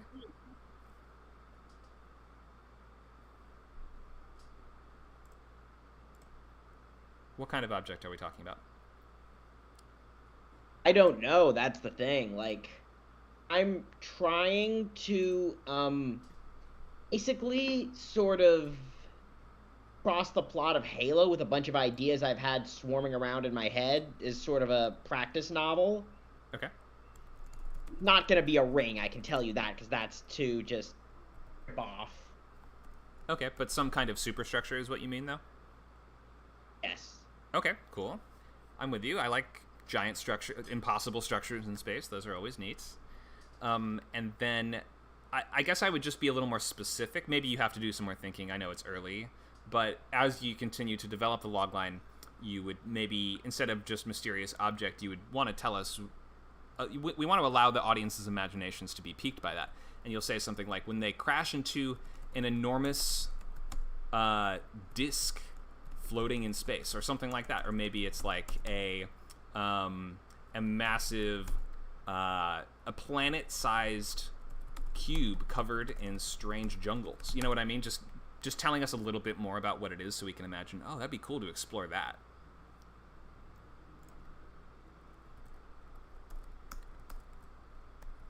So that'll help you just sort of figure out some of the basics of the story to begin with when you get a little bit more specific and you start making those choices as to what is this object, what is this world that the characters are in, and then keeping its secrets out of the wrong hands. You can just tell us what you mean by that, like there's somebody else trying to also discover the secrets and what happens when they get it. So as best you can, when you're ready to move to the next phase or when you're ready to develop this, try to use this little template here. When inciting incident, an adjective protagonist must conflict before or else stakes. So try to pick a main character if you haven't, if you don't already have a sense of who that would be.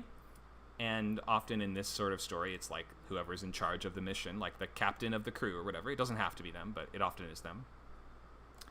And then you're going to frame it as he or she must X specific goal, escape the giant cube before the aliens, whatever, just press the self-destruct button and blow up the universe, whatever it is. So we'll just be more specific. Oh, God. You're okay. You have a long time to figure out the basics. So hard. The nice thing is there's no failing, there's no grades. I know, but I have my own standards and I'm going to fail. Well, you can always adjust those standards as you go a little bit, or maybe just give yourself permission to not meet the bar. Like, until you get a couple books down, then the basics are going to be tough, and it's a challenge to write a whole complete story. But the only way you will most people gain can at those least skills... find a main character that seems easy enough. Sure. Yeah, maybe think of what role on the ship or what role in the crew do I want to really focus on. The book from the doctor's perspective is going to be totally different from a book that comes from the captain's perspective versus that comes from the communications technician's perspective or the janitor's perspective. So yeah, maybe think of what kind of character would you want to focus on. The characters I'm most interested in are really low down and not leaders, so I'm not sure how that would work. That's cool. I could see how... how... just killing off so many people that they essentially are the only ones left. Okay, so maybe the leadership dies and someone is forced to step up and take on more responsibility than they would have had to otherwise. That's a good idea. So yeah, it sounds like you've got a good start. And I also haven't... Go ahead. I'm sorry. I also the thing is, I also have several other log lines that I'm not sure... Oh, God, it's all just swimming in my head, and I'm sorry. You're fine. We have Writer's Lab today from 4 to 6, where you can bring the others if you want feedback or suggestions on which one to go with. Are there any other suggestion things this week? Because I have something right after this. There are other events during the week. The labs are usually Saturdays from 4 to 6, so that specific event will just be Saturday, but I'll send you a message afterwards with all the other events that are coming up if you want. Thank you. I'm so sorry. No, you're totally fine. God.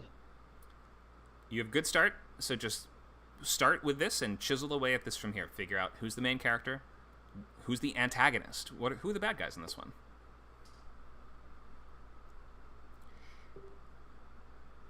Thanks, Jack. Hope that helps. We have time for just a few more questions. We have just a few minutes left, so I'll take questions on what we've talked about today or on the upcoming program or other ScriptCamp, WordCamp stuff. Moving forwards, the floor is open.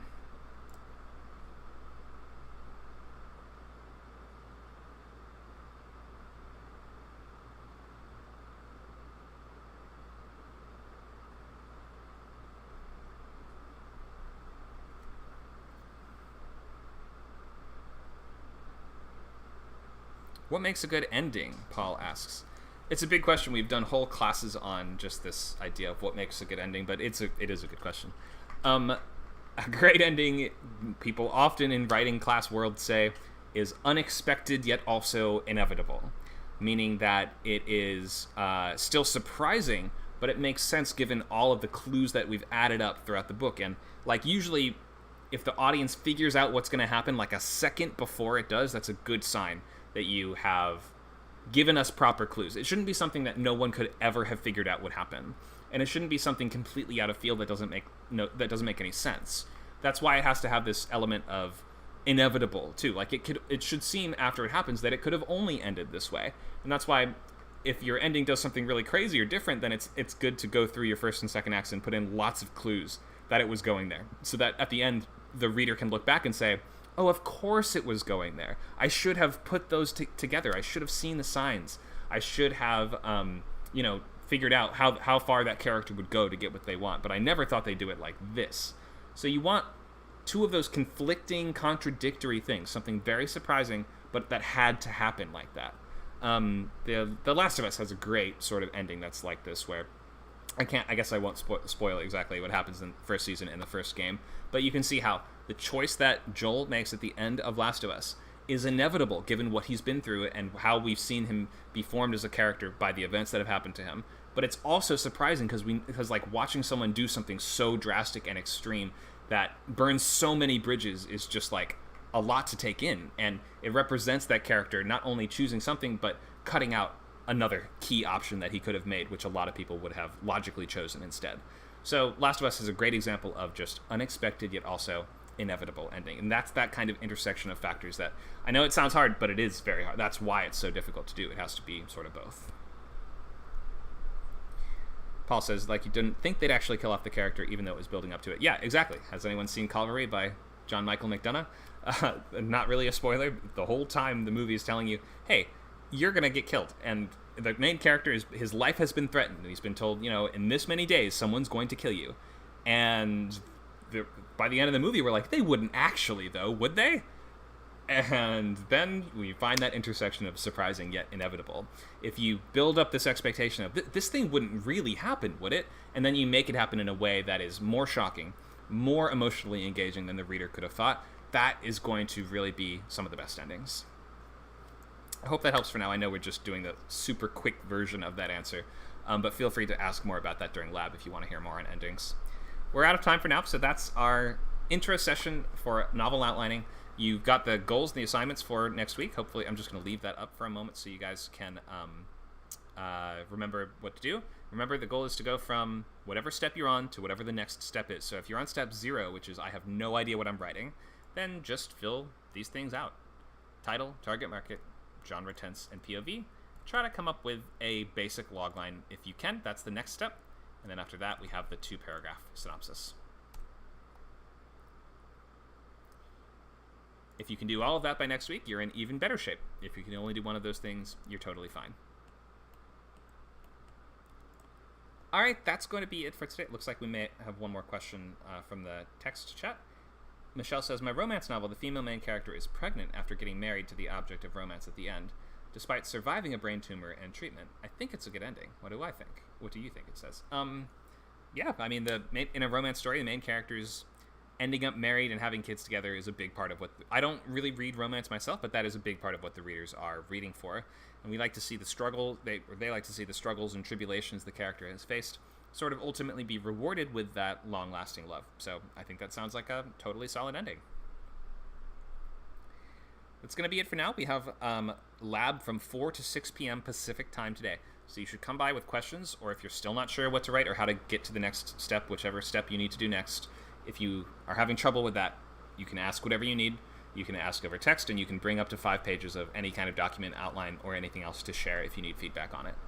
We're looking forward to seeing you guys more next week for this. There's a lot of weeks of this novel writing program, so we're glad to have you guys with us, and hope that you're making good progress and sort of making those choices and moving forward towards your next step for your book. And if so, you'll be on track to finish everything on the schedule of the class. Thank you so much for coming. Let me just leave up the upcoming classes. I hope everybody comes to Sci-Fi Story Ideas, which is going to be Sunday, 5 p.m., new and free class with a science teacher as our guest, Eli Sloan. And then Writing for Young Readers, September 10th from 12 to 2, also on WordCamp.